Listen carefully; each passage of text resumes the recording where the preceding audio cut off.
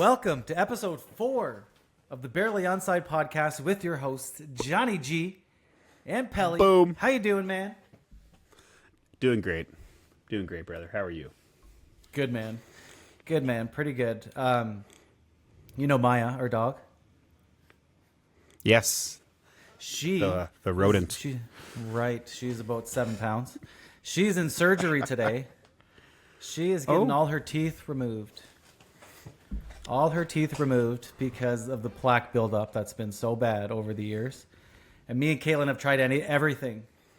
Not consistently. Try raw food? We're kind of suck. No, we did not do that. So maybe not everything, but we brushed her teeth, coconut oil, but it was just small dogs have that problem, and mine is just really bad. So today is the day that we're dropping a lot of money for her to have no teeth.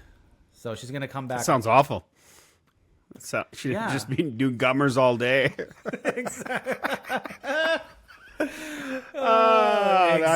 Exactly. It's going to be a good rich. Time. It's too rich.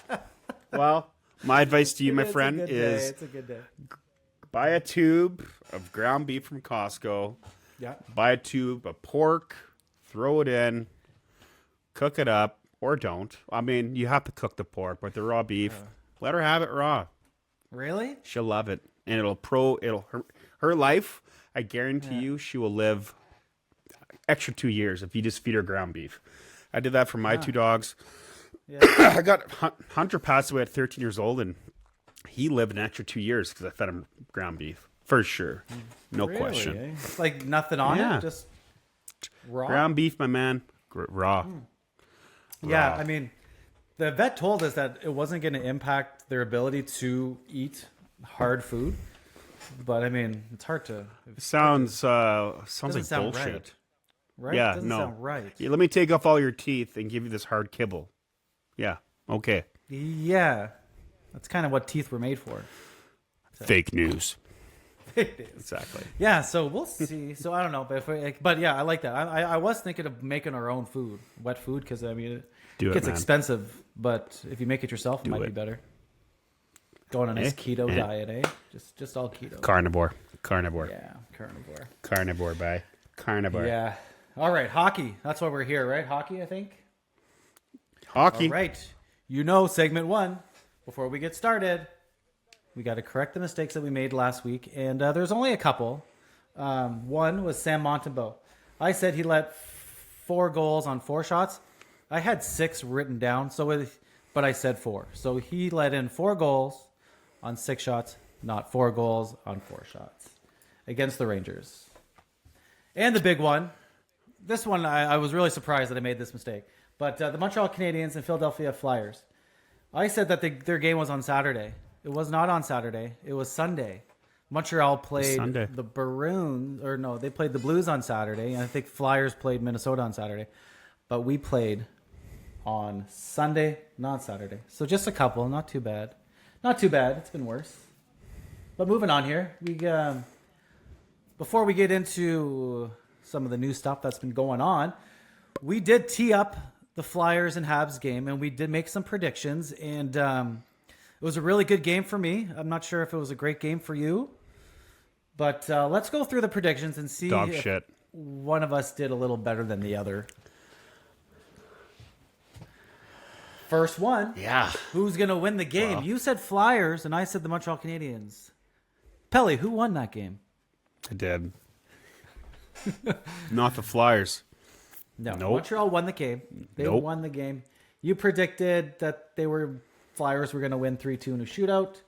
I predicted the Montreal Canadiens were going to win 4-2. Montreal won 4-3, so pretty close, but we were both wrong. The game's first goal, you said Sean Couturier. I said Nick Suzuki. I was right with Nick Suzuki. He did score the game's first goal. You were right.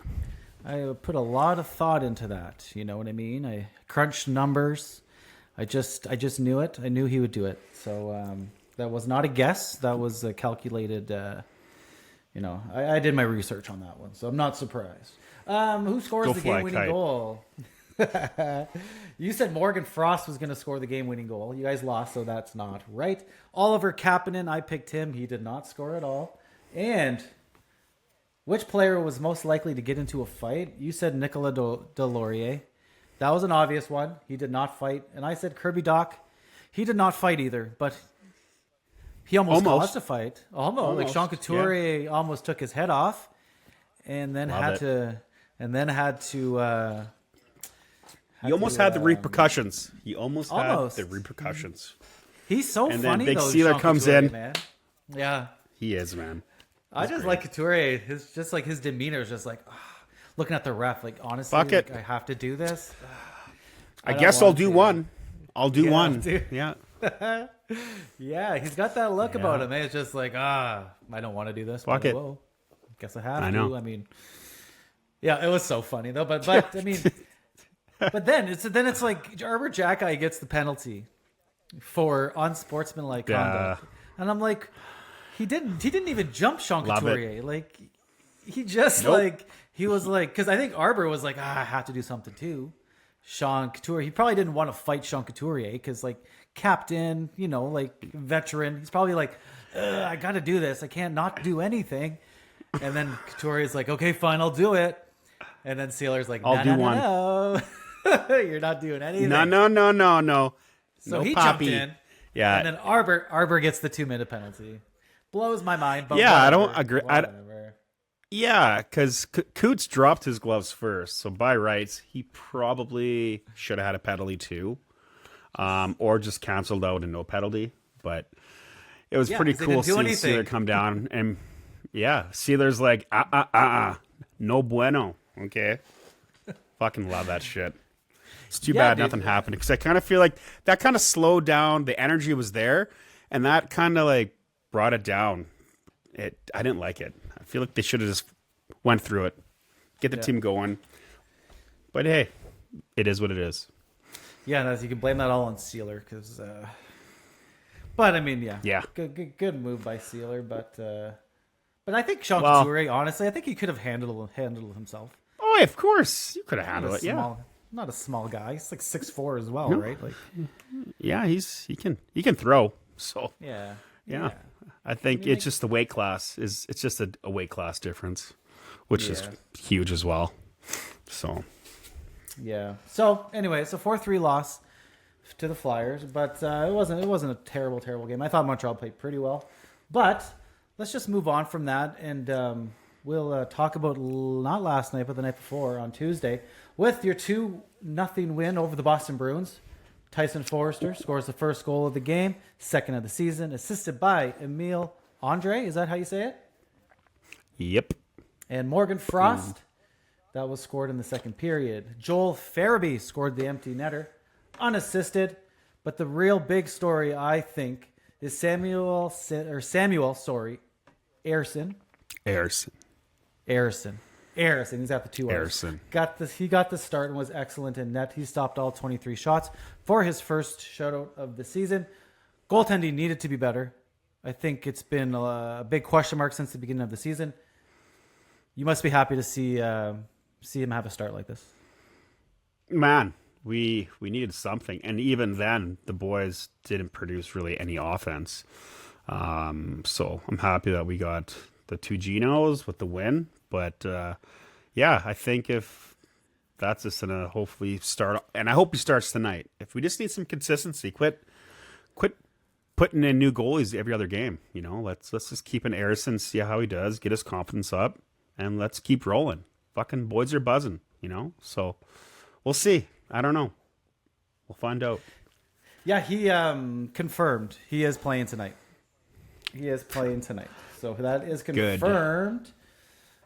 What do you think, though? Like, I mean, is it possible for Philly to play a game where they score tons of goals and are able to shut a team down? I mean, it's typical John Tortorella hockey with, score 1 or 2 goals, play good defense, have good goaltending.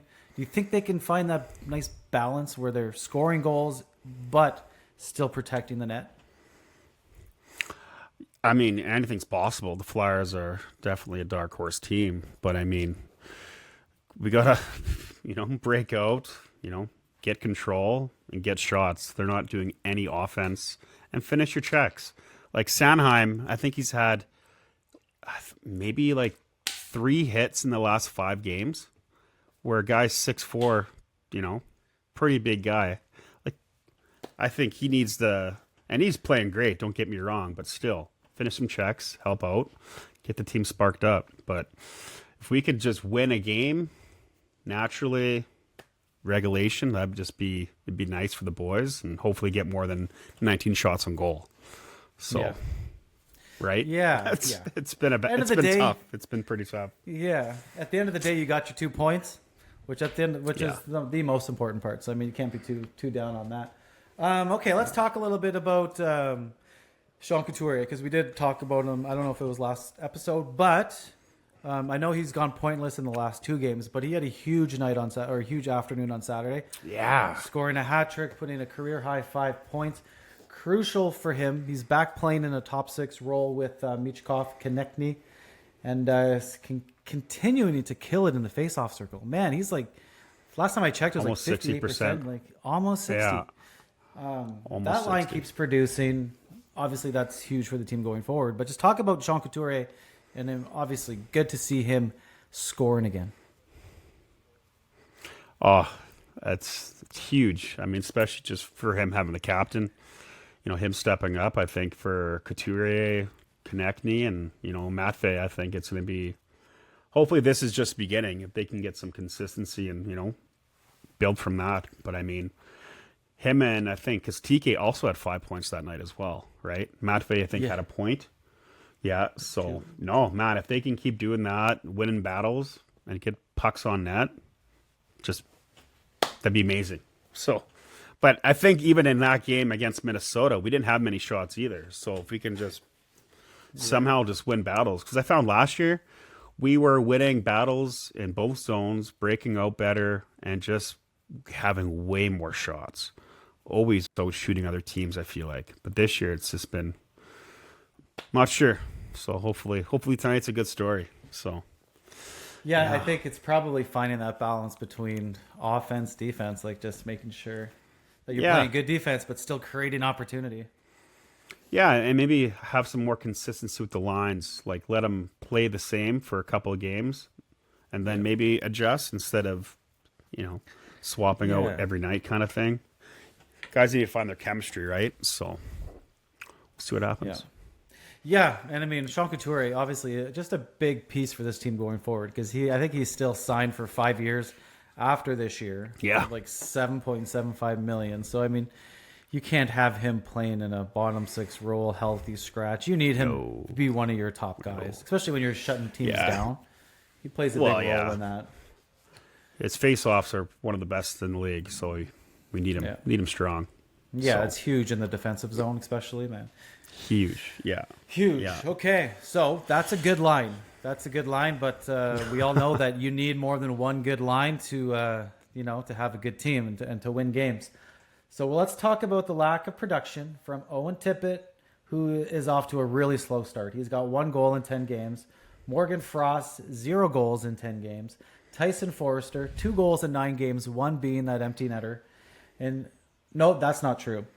That was Joel Farabee with 2 goals in 10 games. He got the empty netter. You need these guys going if you guys want to win more games, right? How important is it for these guys just to get it going? Well, dude, it's huge. Farabee, Frost, Forster, and Tippett. I mean, it's a big part of the game. And especially for Tippett, I think he needs to find his groove, try to hit the net.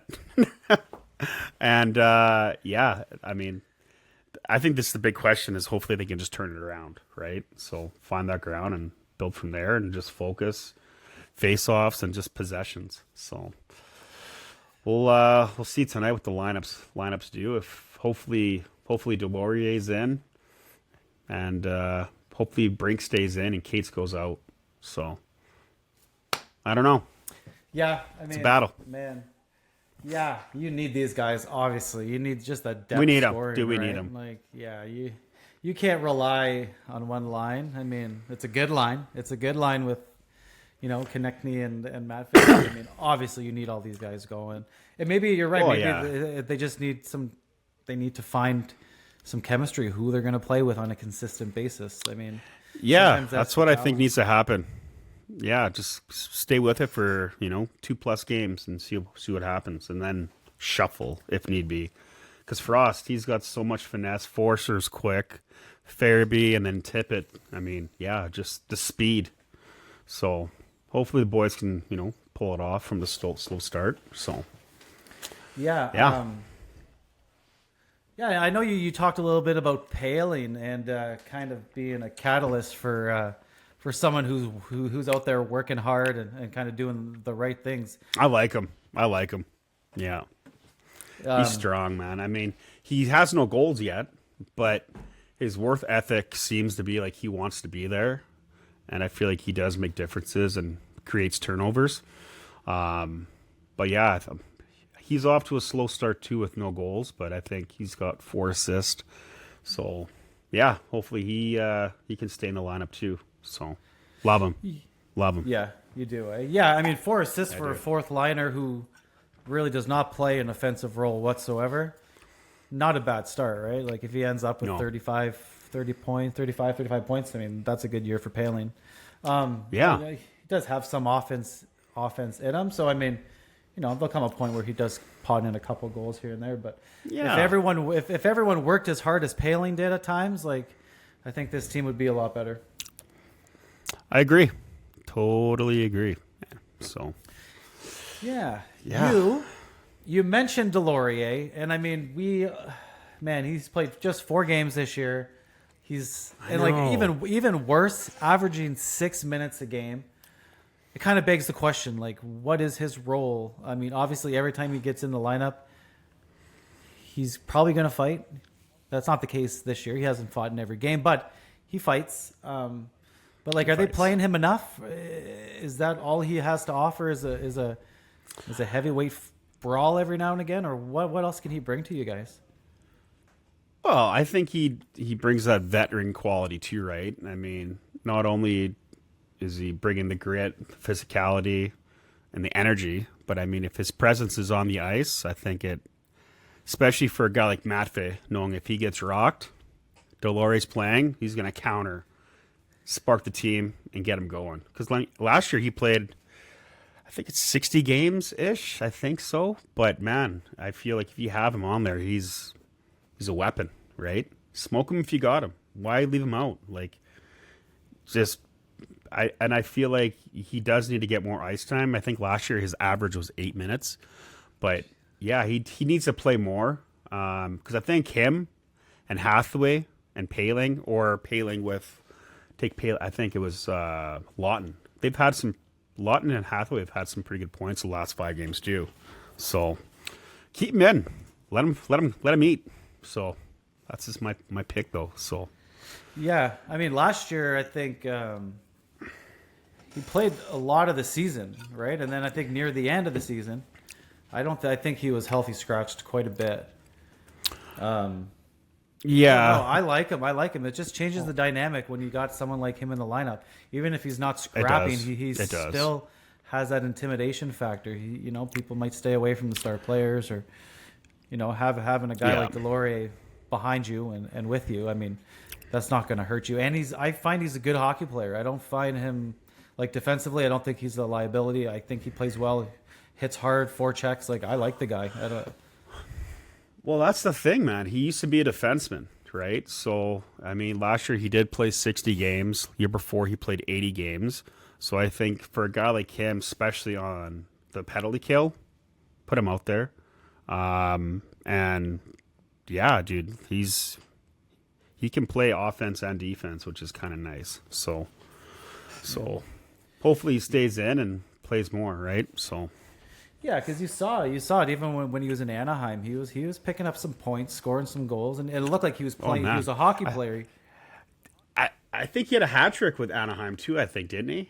Yep. I'm pretty sure he did. He had a hat trick with Anaheim. He did. Yeah. Yeah, that was awesome. Yeah, and that was kind of like, okay, so Delorier is not only an awesome fighter, because he kind of turned into one of the toughest guys in the league while playing for Anaheim, emerged as that. and he was actually putting up points. So when he came to Philly, like I think the expectation was that he was going to be more than a brawler. He was going to be someone who could help you produce, and just bring energy.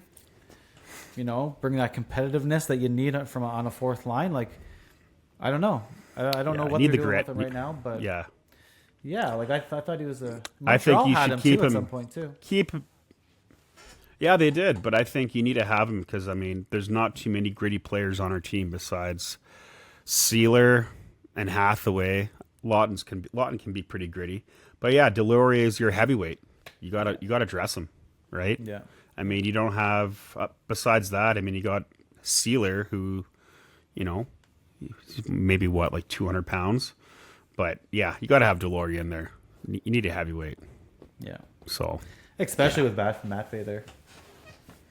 Well, especially with Matt Fay. So yeah. It's a young team, so I think it's good to have him as a veteran. So yeah, totally. Yeah, good guy. absolutely. Good guy too. Every time I've heard him. He's just a soft-spoken, nice guy. Yeah, crazy. He's one of the guys. Every time he's done a fight, he's good sportsmanship. Yeah. Every time, right? So he's always smiling, gets the team going, gets the fans fired up. That's what you want. You don't want a guy he's never angry. Like he's always happy, shakes a guy's hand usually, and pats him on the back. Yeah. I remember. I remember last year, it was Arbor's and Delorier's first fight, and like, I think Arbor laid out a pretty questionable hit on someone, and then Delorier's right there, drops the gloves, but like, I think Arbor just stumbled a little bit, and Delorier grabbed him. He lost that fight. But he waited.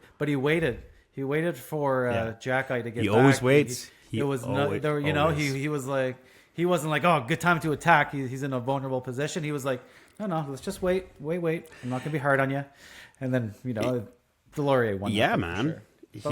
He's always. If you ever notice in every fight, he'll always let the other person make the move first. He's always about defense. And then once you fire a few shots, then he'll start firing his shots. But he's just a stand-up guy. So he is. I'm happy we have him. Good dude. Yeah. I know. All right. Love it. Okay, so that's enough Flyers talk for now. We'll get back to the game tonight. But let's move on to the Montreal Canadiens. They had a very, very poor night once again. The second Tuesday in a row where they absolutely got hammered. 8-2 to the Seattle Kraken of all teams. Not a team you want to lose to that much or by that much. No. You know what? Because the Rangers understand it. Seattle, not so much. But anyways, we'll get into the game itself. Sam Montembeault, another poor start. 5 goals in just 10 shots. Pulled again for Caden Primo, who came in, who gave up 3 goals on 13 shots. 23 shots in total, 8 goals. That's not good goaltending. That's tough. It is tough. And like the defense did not play well either. Like defensively, they didn't play well defensively, but at the end of the day, the goaltending just sucks. And it's not a popular opinion, but I'm really starting to question Martin St. Louis' ability to manage a bench and his instinct when it comes to making like in-game decisions when you're trying to change the tide, turn the tide, And I've got a couple examples here. One that really stood out was the fact that he decided to call a timeout after 4-0 instead of maybe after 2 goals, like 2 quick goals right off out of the gate. His first two quick goals by Seattle, still no timeout. Another third one, no timeout. Fourth, decides to call the timeout. And it's like at that point, it's just like, okay, well, what are you telling the guys? Okay, you guys, we can't make it worse than 4-0. Okay, we're still in the game. It's only 4-0. Let's just get our minds right and we can come back. No, the game's over. You lost already 4-0. You calling a timeout for what? Like the game's over. You lost. Yeah. It's too late. You got to shut that down. Yeah. Like fast, right? Like yeah. After 2 goals, like 2 quick goals, I can understand. Like there's lots of goalies who come back from 2 goals. No problem. But when it's just like boom, boom, back of your net, like something needs to change. And which leads me to my second point, is the fact that he let Montembeault go for 5 goals. And like for me, I could see after 2 that this game was going to get away quick. And so my instinct was, okay, pull him now. 2 goals. A lot of people on social media and media are saying maybe 3 goals, take him out. I sensed it after 2 that this was going to be a terrible night. And if this did not happen against the New York Rangers, then maybe I'd have a little more faith, but I've seen it before. So got to get that, address that early. But what he does is he goes into the first period 4-0 or 4-1, and he still comes back out with Montembeault, where you could have come out with Primo to start the second. But what happens? Montembeault gives up an early goal again. Finally, it's time to pull him out. Like at 5-0. Like the game's been over since 10 minutes in because of the decision. You don't want to make any decisions. Yeah, you're right. He definitely should have, when he called timeout, you're stopping that momentum, right? So that would have definitely helped. But I mean, Primo, man, he should be started more. He's a good goalie. Like we played you guys twice, like once preseason, and Primo played both games and played exceptional, I thought. So yeah, he should have some more opportunity, I think, Yeah, he was good. He was good against Philly. Pretty good against Philly. And then so lastly, and this goes back to Lane Hudson again. So we saw the end-to-end rush by Lane Hudson. That was on the power. That was on the power play, right? That was on a power play with about like 6 minutes left in the first period. It was, I believe, it was still 4-0. Cole Caulfield made it 4-1 with I don't think it was on the power play. I think it was this even strength goal, but whatever, right? Like 4-1. We're not back in it by any means. We're still not in the game, but I mean, whatever. We're on the board, and 2 minutes left. And at this point, like Lane Hudson's the only guy buzzing. He's buzzing all over the ice. He's, the Montreal's power plays up to this point. The PP1 has been brutal. Second wave has been good because of Lane Hudson just, driving the play, carrying the puck, doing what Lane Hudson does. So 2 minutes left. Montreal goes on the power play. And I'm thinking like this is the moment that we put Lane Hudson on the first wave of the power play to score that second goal and to get back in the game, go into the break 4-2 rather than 4-1. He's buzzing. He's the only guy who's like really having a good game. And I'm like, what a perfect opportunity to put this guy on the first power play unit, get some momentum back. And sure enough, totally, out comes Mike Matheson. I'm like, oh my God. Oh my God. Like, does he not see it? Like, why am I getting like these? Why do I get these feelings? Why is my instinct is to go with Lane Hudson in these moments? But why doesn't he feel it? Why doesn't he see it? I've been watching hockey for the last 35 years like a maniac. I don't miss games. This was a feeling of like, here's your chance to spark the team, to put Hudson on who's buzzing. Maybe you get a goal. Maybe you go into the breakdown 4-2 instead of 4-1. And maybe you can make a game of it. And on top of it, Matheson, what does he do? He gives the puck away twice. And it's out the zone. And you're like, fuck. Yep. Fuck, man. Like, here was your chance to put him in. Pick it up. But, man, like, Martin St. Louis is just not making these moves, man. It's like he just, like, has a plan, sticks to the plan, doesn't care, like, he struggles, man. He struggles with managing ice time. He struggles with these little things, man. Well, that's weird because I mean, especially when you're down, that much in a game, what do you have to lose? Why aren't you playing him more? That is weird. You're right. I'd be pissed off too. So yeah, that's exactly it. Like, fucking St. Louis. Yeah, you're down 4-1. Like this is not a game. Like you maybe you can try something new, but nope. Back to Matheson. We got to respect Matheson. He's got 8 points in 9 games. Got to respect him because he's a veteran. He's a whatever. But no way, no thanks. Maybe it's 10 games that played, but whatever. You know what? But this, for me, this goes to show you that the decision not to replace Alex Burrows, who left in the summer, and he took Martin St. Louis decided that he wasn't going to add someone to the bench, that he was going to take on the role as the power play guy. He needs veteran help. He needs someone who can come in and be like, hey, Marty, good time to maybe call a timeout. Hey, Marty, he's not playing well. This team needs a little spark. How about we change the goalie? Hey, Marty, let's play Lane Hudson on this PP1 here. See if we can get a goal before the end of the period here. Just those little things that come with experience. And Martin St. Louis does not have that experience. I think he's a great guy, great coach, but in game, he needs help. And like having a guy like maybe George Gallant or Bob Hartley, someone who can come in and just show him these little things. Or he could bring me in. He could bring me in. And I'd be like, Marty, let's call a timeout here, bud. I know I haven't played ever. You're not wrong. I mean, You're not wrong. Play floor hockey. Same thing. Anyway, so maybe a veteran coach would help. Hey, you're not wrong. A lot of emotions, man. A lot of emotions coming. I could tell after that game. You're really emotional right now. I love it. Just getting started. Yeah. Just getting started. You guys should be off to a better start. You guys have a lot of talent. But, hey, it seems like we're both battling of the goaltenders right now. So, hopefully, do you guys play tonight? We do. We play the Caps. So that's the Red Hot Capitals. The Red Hot Capitals. But we'll get back to that. So good.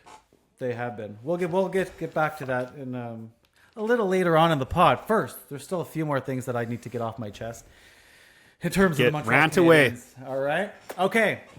We have a lot of dead weight on this team that's really not helping, and they're veterans. They're veteran dead weight. And everyone knows who it is. It's Josh Anderson, Christian Dvorak, and Yoel Armia. They should not be on this team anymore.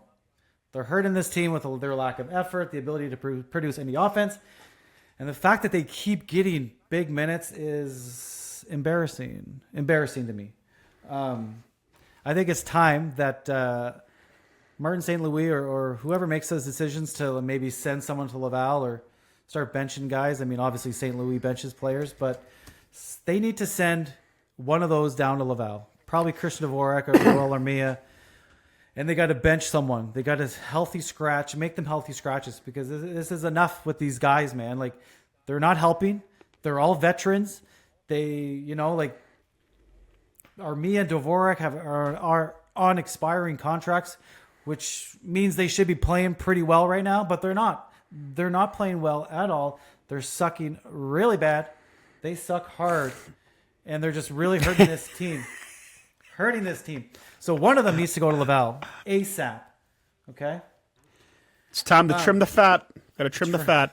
Yeah, and we got some players down in Laval that we need to call up to insert into the lineup to make this team better. And those two players, in my opinion, are Luke Tuck and Owen Beck. Luke Tuck has probably the most underrated camp or the underrated preseason.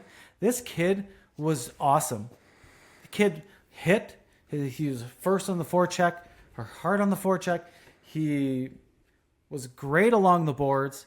He mixed it up, and he scored goals. He scored a few times in the preseason. He's gone down to Laval, and he's done the same exact thing. He's gotten his first pro fight. He's already got, I think he's got 2 goals, 4 points in 7 games. Like, he's producing still.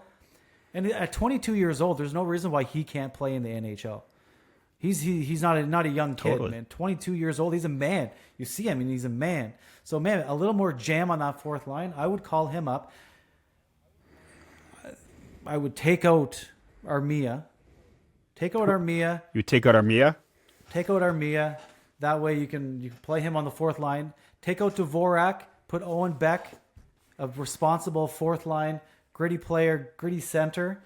So if you got Owen Beck, Luke Tuck, those are my 2 guys that should be replacing someone like Dvorak, Anderson, and Yoel Armia. We could even call up Joshua Watt too.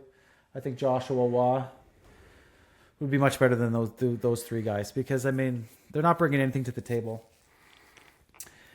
Bringing anything to the table. Yeah, I mean... What do you think? I mean, yeah, no, it's too bad about Josh Anderson. I mean, he's had some good stats in the previous years, you know. He's just such a nice guy to have in your presence, being, you know, a big body. You know, he's also a heavyweight, you know, but yeah, I mean, I hear you. I understand your wrath. I mean, yeah, I'd say definitely give a guy a shot. I mean, it's nice when a guy works really hard and you respect that work ethic. It's just hard work pays off, right? So Tuck is going to be fun to watch. Him and Florian, I'm looking forward to see out there in a couple of years. So I can't wait either. That's going to be so good. Okay, so fighters, let me ask you this: how many hits do you think? Because you talked about Josh Anderson being, you know, a big body, a big tough guy. How many hits did he have last game against Seattle? I have no idea. Zero. In a game that you're getting raw, or that you're getting, you know, outscored 8-2, and you're not mad. You're not going to throw one body check. Like, come on. Oh yeah, you should be trying to wear him down. Yeah, that's your job. You guys need to they need to show everyone that they're pissed off, and not just because there were scrums at the end of the game, like the last 4 or 5 minutes. But it's just like, why are you waiting that long to show them that you're pissed off? Like Anderson, you should be pissed off. Oh, totally. Gallagher, you should be pissed off. All these guys had 0 hits. Dvorak, 0 hits is zero shots. It's like, what are you doing here, man? It's like, what's the point of you? Like, what are you providing to this team other than you can win faceoffs? But you will play 8-9 minutes a night because you suck. So yeah, good. Win us a faceoff here and there, but like, you're not doing anything else for this team. And Owen Beck, he wins faceoffs. He's gritty. Yeah, he's hungry. Why not bring him up and put him on the fourth line? The fourth line needs a little more jam, man. Imagine with Beck, Pizzetta, and Luke Tuck. Like, there you got some jam. See, and that's the thing. Like Pizzetta, he works hard. You can see like he wants to be there, and that's one thing I can agree with the Flyers' fourth line. Like Hathaway, Delorier, Lawton, or Paling. Man, they're producing points, hits, blocking shots. You know, it's what needs to be done, right? Yeah. So if they're not doing that, get them out. Yeah, and bye, Felicia. Bye, Felicia. And that's just it, man. Like, because like Montreal right now, they do have a good line in Anderson, Gallagher, and Evans. Anderson's obviously not doing enough, but like that line in general is doing well. But like, I mean, like I said, no hits from Anderson or Gallagher. So like that like, is that a fourth line? Like, you want a fourth line that has jam, and like that's your most physical line in theory, right? Like, that's the energy line for sure. Mm-hmm. But you have a finesse line in Caulfield, Suzuki. You have a finesse line in Doc and whoever's playing, Newhook or Mia. You have a finesse line in the bottom, in the fourth line with Dvorak and Heineman and Kapanen. That's 3 finesse lines and one line who has a little bit of jam. But like they're a third line defensive kind of energy line, but like you don't have that fourth physical in your face type line, and it's killing them. Yep. They're soft in all facets of the game right now, and it's time to add some jam. You have Pizzetta, you have Tuck. I don't know if Florian Jacki is ready, but if he is, let's go and make this hard on the other team. You know, it's just not working right now. It's not working. It's driving me crazy. It's driving me absolutely crazy, this softness. Yeah, drop Armia and Dvorak. See what happens. Yeah, they're both not here long term. Out. Yeah. See ya. There's the stands. There's Laval. Fucking, I'll buy the ticket, man. I'll buy the bus ticket to Laval. Honestly, I'll start a GoFundMe page. Do it. And we'll start bringing in funds for these trips to Laval. It's not far from Montreal. Literally like 20 minutes. Fucking right. But whatever. I'll buy the bus pass. I love... I'll buy the Metro pass. Yeah, man. I agree. Bring Tuck up. Bring Florian up for a game. Why not? Yeah. Try it out. Yeah. And even why not throw Jacki? Throw Arbor up there too. I can get them going. Yeah. The fourth line. Put Arbor up. I think Jacki should be a forward. Yeah, Put him same. up there. He's not playing tonight. He's with Gooley and Barron back. He's the odd man out. So, anyways, before we get there, Poor guy. we're talking about trades. Okay, so Kent Hughes has made it known. Elliot Friedman has reported that, and I think of Frank Saravelli as well. Both reported that Montreal's looking for a top 4 defenseman, which they desperately need because the defense core right now is just so inexperienced. Like I said last pod, so inexperienced. It's going to help with Gooley back. But with Barron and Hudson and Arbor and am I missing someone? Gooley's still young. They need help because they're just getting torn apart. So they need a player. I'm thinking. I was just looking who's going to be a good fit. Top 4 defenseman. I'm not sure if he's a righty lefty. I don't know if that matters to the Montreal Canadiens. But Cam Fowler in Anaheim is kind of the perfect. I think he'd be the perfect fit. I think he's in his 30s. He's got experience. He's been a top defenseman. He can get points. He's a good hockey player. I think that kind of guy. And he blocks shots. And they need that. So I think this guy would be a perfect fit if they're looking for a top 4. Haven't explored much more than that because I think if I had to, I think that this would be the guy. What do you think of him? I'd pick him up, man. Oh, he's a stud. Yeah, he's good. Yeah. I mean, if that's what you need, bring him up. Who would you guys get rid of then? Oh, that's a good question because I've thought about that as well. Yeah, it would take a lot to get him. I think. I think Anaheim would just want a lot for him. So I'm thinking you throw in Arbor Jackeye. No, I think they would. They would want Arbor. Man, Arbor Jackeye, you can't do that. I'd do it. You're getting rid of your heavyweight for a guy who's not going to stick around there. I don't know, man. I would throw in either a draft pick or I don't know. Who's your dad on the team? Who's a dad? Who's the dad? Who's the dad? A dud. Who's a dud? Dud. Pylon, Dud. like a dud. Like a dud. Well, I mean, they're all so young, right? So you don't even know what they're going to be. That's the problem. You know what I mean? Like Arbor. Just because. What about Logan? Logan, yeah. You know what? Yeah, he's terrible defensively. I mean, he doesn't. I don't find him that bad. But if you look at the numbers, like all the stuff, the analytics stuff that I don't pay attention to much. Apparently, he's like one of the worst defensemen in history, in the last 5 games. Like historic numbers of bad, like goals against. I think it's expected goals against while he's on the ice, and it's like 5 or 6. Numbers unheard of. Yeah. He's -4 out of 5 games. That's not terrible. Offensively, how many points does he have? He has pretty good points, no? He's got 3. He's got 3 points. That's not bad. He's only played 5-6 games. Goal and 2 assists. He's played 5 games. Yeah. Yeah, that's good. I'd get rid of him. Get rid of him in a draft pick. Before Arbor. Yeah, I would not get rid of Arbor. He's still young. He's still coachable. Only 20. I would not get rid of him. Yeah, that's like us. Yeah, no, you keep him. You want him in your bag in case you have to use him, especially against New York, Boston, Washington. Yeah, yeah. Oh man. Okay, we'll get to the game soon because that brings up a great point with Arbor. So I would think, I think a first-round draft pick, not our first overall or like our, but I think we have a second first-round pick. So which is late, I think, in the draft. If that's the case, I would do that. Maybe it would only take a second and a defenseman. Who knows? But I would take that. Now, there was also reports that Montreal is looking for a gritty forward, which I guess we've been preaching, right? Like that's what we need, a gritty forward. Preaching. Someone who can keep other players accountable. I just finished listening to the Sean Avery book.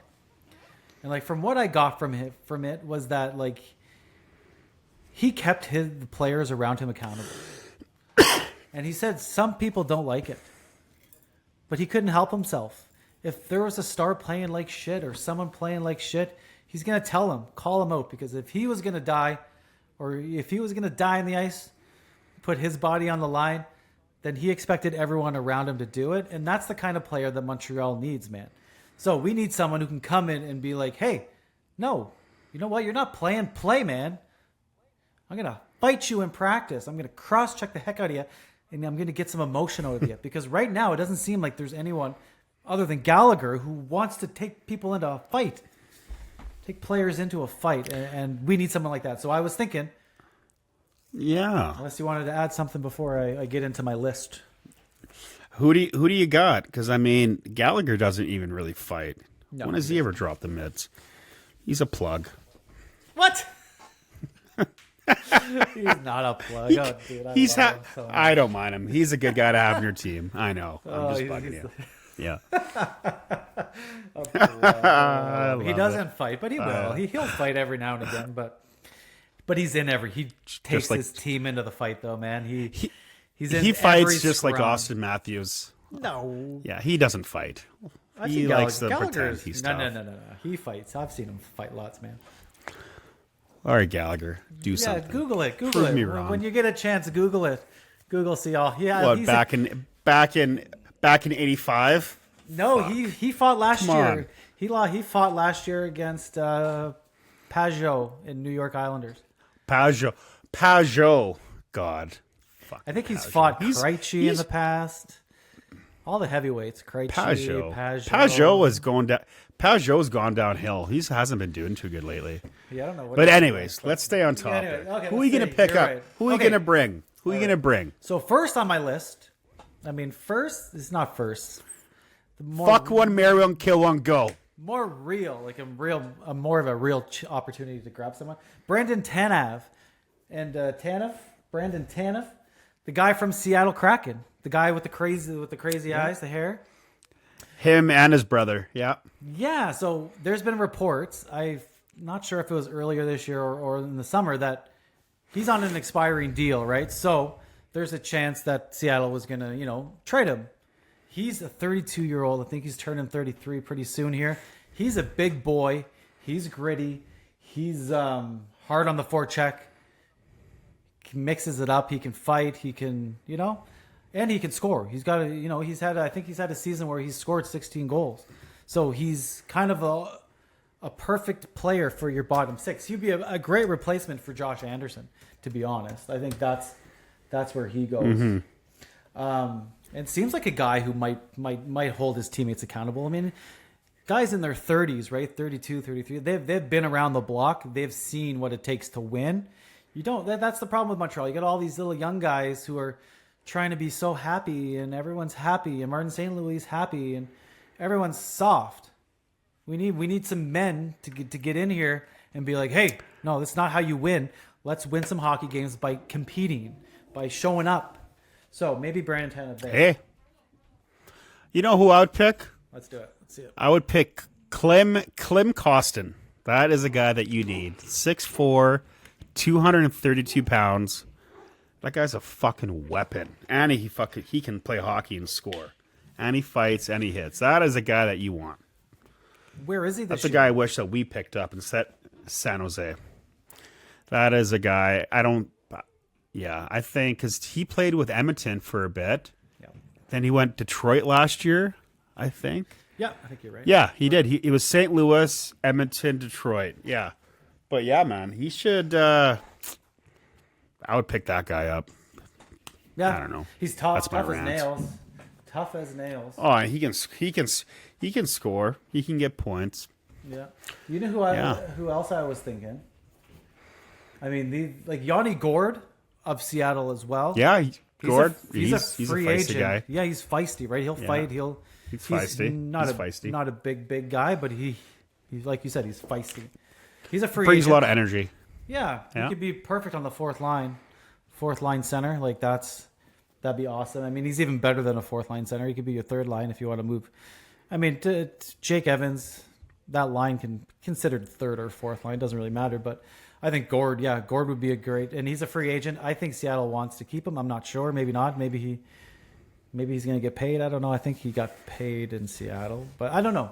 Did he? But He probably did. Yeah, I think did they lose him or did they sign him? I'm not sure, but I don't know. That's a good one. But I mean, this is the guy I would love. I don't see it happening. Sam Bennett's a free agent at the end of the year. And if I had to, I love him. He could fight, fucking score, make plays. Oh yeah, he is so good. But he won't go there. I don't think he would. Maybe he would. Well, but he's a guy. Yeah, lock him down. Yeah, that's the one player I would go all in for. But he's probably not going to leave Florida. He's probably going to resign. That'd be dumb if Florida let him go. That's the thing. Yeah. He's good. Yeah, Florida wouldn't let him go. Like Florida, that's a big piece to Florida. But I would love him. Yeah, like you said, he can fight, he can play. He's mean. Oh yeah, dude. He's one of the meanest players in the game, and he hurts people. He hurts people. So he loves it. Yeah, but you could put him on a top six role. You could have him on the second line with like Kirby Dach and. Oh, I don't know, man. The Doc. That'd be fun. Right. Doc and Bennett. Yeah. Be feisty. It would be. Feisty. Okay. Spicy. All right, so I think that's probably enough. We're 50 minutes in. Jeez, man, we're it's crazy. It's flying. It's flying. So, all right, so we'll put Montreal Canadiens and Flyer talk away for a little bit, not for too long, but because we will talk about the games tonight. But let's go with Around the NHL, brought to you by Boom. Nobody again. Still waiting for that first sponsor. Could be you. It could be you. If you're listening, it could be you. All right. I won't even talk about our viewership because I don't think we're getting any sponsors with the viewership numbers that we have produced so far. But it's only that takes time. It will take time. So let's start with the Pittsburgh Penguins and their terrible start. They're off to a terrible, like I said, terrible start. Man, Tristan Jarry is struggling this year. Oh, and so many other goalies are struggling. Georgiev from Colorado. A lot of guys are fucked. Everyone. But Penguins. But I mean, Malkin though, he's on a roll though. He is. I mean, I'm just happy that they're a little. Oh, fuck, who's that kid McGroarty that he's playing in the AHL? That makes you so. That's why you got to be humble, kids. Kind of crazy that he's not playing, right? Yeah. Like, I mean, with the team. So I think it's hilarious. It is. So they have 3 kids. But anyways, Malkin's. Yeah. Malkin's doing good. Take it away, John. Take it away. Malkin. He's not milking it this year. He's not milking it. Milking it. He's not hurt yet. He's not hurt. No, exactly. Yeah. So their terrible start. How bad is it? It's 3 wins in 11 games, and the cherry on top is that they've lost 6 games in a row. So, not good. Not good. Like you said, Malkin is off to a good start. He's got 14 points in 11 games, 3 goals. Yep. So not, Yep. Crosby's struggling a little bit in terms of goal scoring. A little bit. He's got 1 goal, but he still has 10 points, which is fine. But basically, man, we've been saying this for years, right? Like everyone who watches hockey knows that they needed to start a rebuild years and years ago. And what did they decide to do? They decided to re-sign all their players, their top. Let's 3. buy Carlson. Yeah, add Carlson to already Malkin, Crosby, Letang.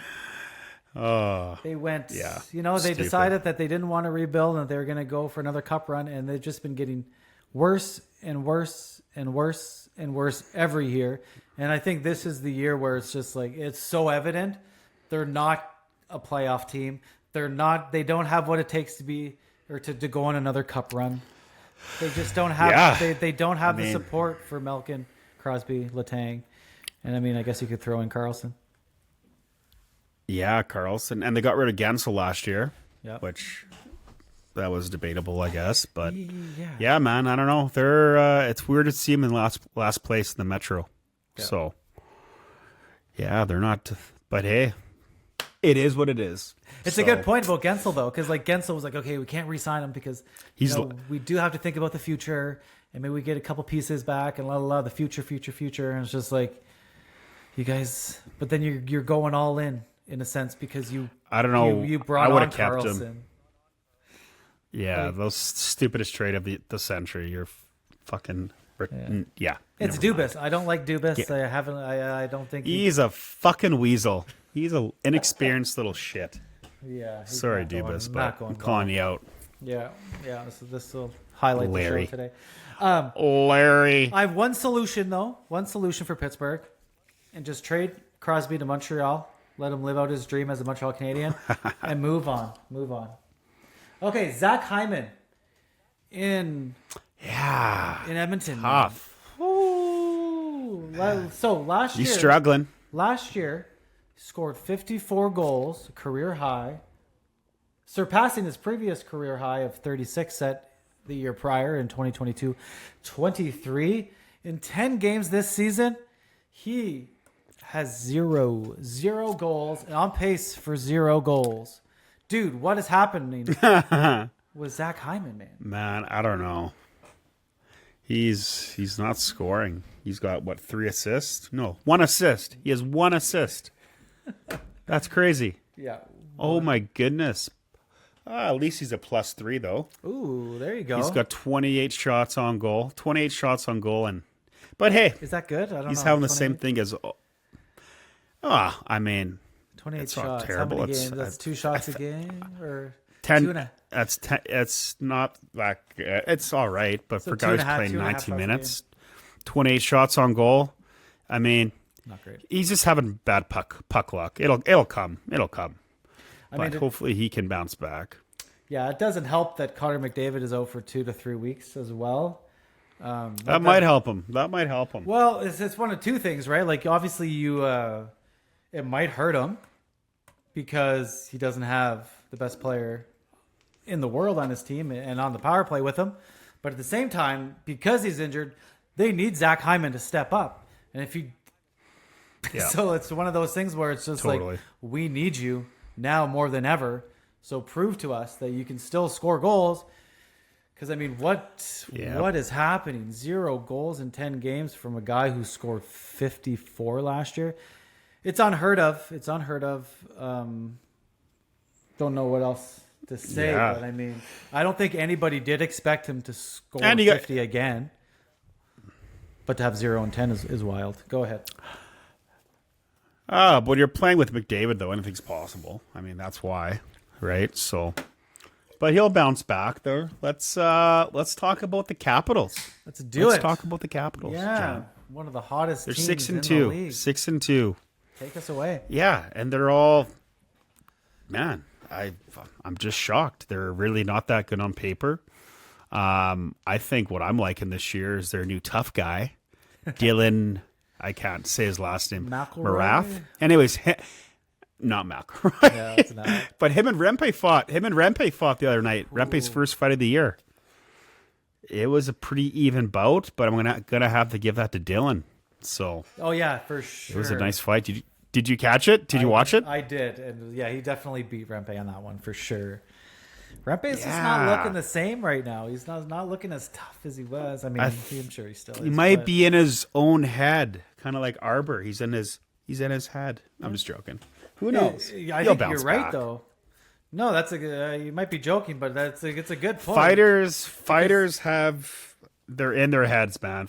If you're not comfortable and loose, like look at Tom Wilson. He's having an exceptional year too, and he's their tough guy. He's scoring goals. It's Yeah, ridiculous. he's got what 5? You know? 5 goals already. Yeah, I would He had say 5 like, goals in I think 3 games. Yeah. Yeah, I think the last couple of So- years when it comes to fighting, in the last couple of years, I think a lot of people were excited about it, right? A lot of heavyweights in the East. Yeah. And people were excited. So when Rempe Yeah. came on, it was just so much fun. Everyone was fighting. But now all the fighters aren't even playing, right? Like Rempe went down to the stint in the minors. Delorier's played 4 games. Arbor's in and out of it. Ryan Reeves is in and out of games. Like, I don't think it's not good for their confidence, and I think maybe that's why, you see Rempe, and maybe he's not confident because he's not sure what his role is. Like, do I just fight, and is that why I'm here? Can I do more? Yeah. But I'm only getting 5 minutes a night. Can I do more? I don't know. I'm going to the minors. Am I good enough to be here? I don't know. It's probably, and then this. He's got a role to play, right? He's got a role. So I don't think it's gonna. I think you know what you're supposed to do, and that's what you're getting paid to do. Yeah. You're not going to try to be someone that you're not, right? But look at Olivier. He's having a great start to the year as well, and he's their tough guy for Columbus. Yeah. He's lighting it up. He is. So that's awesome to see that. So we'll see. But Olivier is a guy who plays big minutes as well for what his role is. Like, he plays every game pretty much. He does. I don't think he's missed a game yet. And he's got 3-4 points or a couple goals and man. And he's arguably the toughest guy in the league, right? Like, I think this Dylan he's one kid, of them. Absolutely. I think this Dylan kid might be the new guy, the new heavyweight in this league. But Olivier goes toe to toe with everyone, no problem, man. He's him and Deloria, man. They're like the pit bull, like the pit bulls in the cage, and just want to beat the shit out of each other. Yeah. Let's stand up and knock our helmets off and just feed it. And they're always good sportsmanship. It's awesome, man. I know. How do you and not Olivier, get mad? He's such a cool guy, man. I love that shit. Yeah. So we'll see. Yeah. Back to Washington quickly, because this will tee us up. Tee what's going on tonight. What's going on tonight. So Dylan Strome, 3 goals, 11 points in 8 games. Connor McMichael, this kid is a player, man. McMichael. Connor McMichael has 4 goals and 9 points. Tom Wilson, like we said, has 5, and Ovechkin has scored 4. I know 1 empty netter, but he had 2 the other night. Who did they beat? Yep. Who did they beat? Did they beat Toronto? They beat someone 6-2. They beat us last week. Yeah, but I think they won their last game too. I think might have been. It was a good team that they beat anyways. But anyways, off to a great start. You know, I was listening to TSN 690 yesterday, and Pierre Maguire was on, and he mentioned that no one really talks about this, but what's his name? The Hershey Bears. Is it the Bears? Hershey Bears. Their farm team, they've won the Calder Cup back-to-back years. So they're all. I didn't know that. No, so obviously they know what they're doing. So that means down they got there. prospects, right? Yeah, So they have a winning culture. So you're seeing all these players come up, and you're actually watching them play well. It's probably because the culture is so good down there. So I mean, maybe that probably has a lot to do with it. And Charlie Lindgren, good little goalie, man. He struggled in Montreal for years, even just getting playing time, and all of a sudden, he's been getting played. Awesome goalie in Washington. And who's their other backup? Their Because they've backup- both been playing games. That's right. Kemper? Is it Kemper? No, it's Logan Thompson, the old Thompson goal- from Vegas. Right. Yeah. So they got good goaltending, and so just really, they're doing awesome, man. They're awesome. A lot of people thought they were going to have a terrible year. No one. I thought they were. Yeah. No, they're doing really well, man. Even last year, no one believed they even deserved to be in the playoffs last year. Everyone expected them to be swept by the Rangers, which they did, and nobody expected them to be good this year. But here they are, 6-2 to start the season, and I guess that leads us into to tonight, man. Montreal Capitals. I don't have too much to say about this. Primo's in net. We'll see what happens. Am I feeling good going into Washington tonight? Not at all. Man. Not at all. I'm a little nervous. Why aren't they playing? They should be playing Arbor Jacki. Let him fight Dylan. Let him eat. Yeah. Fuck. Yeah, just let him. It would be nice. You got Wilson. See, this is what I'm talking about. They have Dylan and they have Wilson. Yeah. 2 exceptional tough guys. And they're not going to play their tough guy. That's what I'm saying. And they're not even putting in Pizzetta either. But it's never been so there goes. That's your insurance policy, is having Arbor there, and you're not having him in there is a good way to get taken advantage of. So and that's my rant. Martin St. Louis does that constantly, man. Every time there's we have to go up against a tough team or whatever, he tends not to dress our tough guys.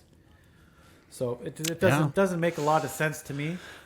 Never has, but every time you think this is a good game for Arbor to get in. We got some tough guys on the other team playing Ottawa. Tough. They play us hard. Arbor's out of the lineup. Oh, Pizzetta? No, thank you. Let's go with Oliver Kapanen. Yeah, it's weird, man. Let's go with our 3 soft lines, and we'll see what we can do. It's like Montreal's taken out the the physical aspect of it. Because they've done this like 3 times this year. Yeah. New York was one of them. Yeah. Right? No Arbor. Did he play against Reeves in Toronto? They did. Yeah. Okay, they But did. he was there taken- was no fights that night. No, but he was taken out against Ottawa, that's a rough team that Right. they play. Pizzetta didn't play either. Of course. And Yeah. New York Rangers, Arbor wasn't there. Now, again tonight, No. Arbor's not there, so We'll see. we'll see. Anyways, Well, I don't hey. really want to spend too much time There on it it. is. We'll see what happens tonight. I'm excited a little bit. I'm nervous. I don't think they're going to do well, but we'll see. Philly's got a game tonight too, so that's Philly exciting. and the Blues. I feel a lot better with Philadelphia playing the Blues than I do Montreal with the Capitals. The Blues suck, man. Their last game against Ottawa, they got shelled 8-1. Montreal beat them 5-3 or 5-2 or 5-3 maybe. 5-2 possibly. So, I mean, Blues, they're a very beatable team. So, with Harrison and net, I feel like Philly can do this one. What do you think? Yeah, as long as we stay out of the penalty box, puck control, create some offense, and hopefully the trio of the Fs can get it together and tip it. Yeah. Owen, Tippett, and the Fs. Yeah. Let's create some offense. Let's go. Yeah, not much talk about Maybe see a Limeborough. Let's see. Yeah, Yeah. that'd be fun. I think they're going to do well, though. I'm feeling pretty confident. Yeah. I'm feeling confident. I would, especially off a huge win against the Bruins, man, and just the way the Blues have been playing. They're going to keep singing those blues. Yeah. And we beat Minnesota. We gave them the first regulation loss. That was nice. Yep. So, Yeah, and a decent game against Montreal. Feeling good. Decent. we came back. It was a third period team again.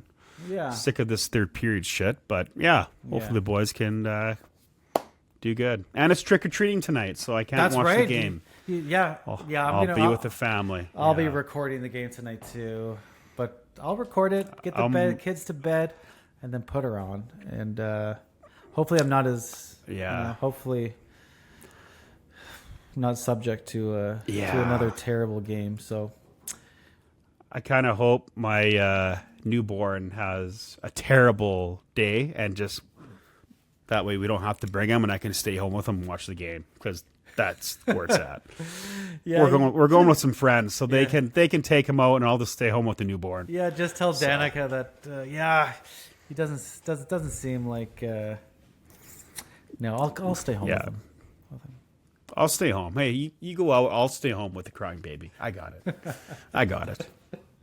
You go ahead. You have fun. Yeah, exactly. Yeah. Yeah. I'll sit back. And Yeah. Oh, does Philly play? No, they don't play tonight. No, honey, they don't play Yeah, tonight. yeah, No, of course not. No. You know what I found out? This is what I used to do to Caitlin sometimes. I would be like, because I take the TV a lot and I watch a lot of games. I'm like, on days they're not playing, I'll be like, she'll ask me, are they playing tonight? I was like, yeah, but I'm not going to watch it tonight. You know what? We'll hang out tonight. And Reverse psychology. Like, are you sure? I love it. Are you sure? Yeah. No, I'm Yeah, not going to honey. watch the game tonight. It's fine. I want to hang out with you tonight. So let's just do that. And Yeah. Can't watch Family first, honey. Family family first. Can't watch them Yeah. all. On that note, anyways, No, I you think can't. there's not much else to say. Anything else on your mind, or you're ready to wrap this up? It's already been an hour and man. 10 minutes, man. That's a long time. It's a long time. It's a long time, buddy. We're getting got getting a little better at long time. talking, man. We're getting really, really comfortable.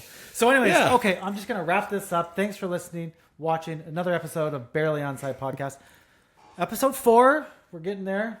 Please follow us on Twitter at barely_onside, at Barely Onside podcast on Facebook and on TikTok. Please subscribe to our YouTube channel. And also, it was exciting last week, but it's also exciting this week. We are still on Spotify. We've got 3 episodes up. We'll be posting this later on today. So please, any support, we appreciate any of the support that we get, which is not a lot right now, but it's going to be. It's going to be. We're blowing up. We're going to blow you're up. so We're going to funny. blow up. Anyways, but thanks again for everything. Pelly, I'm out. Have a good rest of your day, and we will talk soon. You too, brother. Thanks for listening. All right. See you, buddy.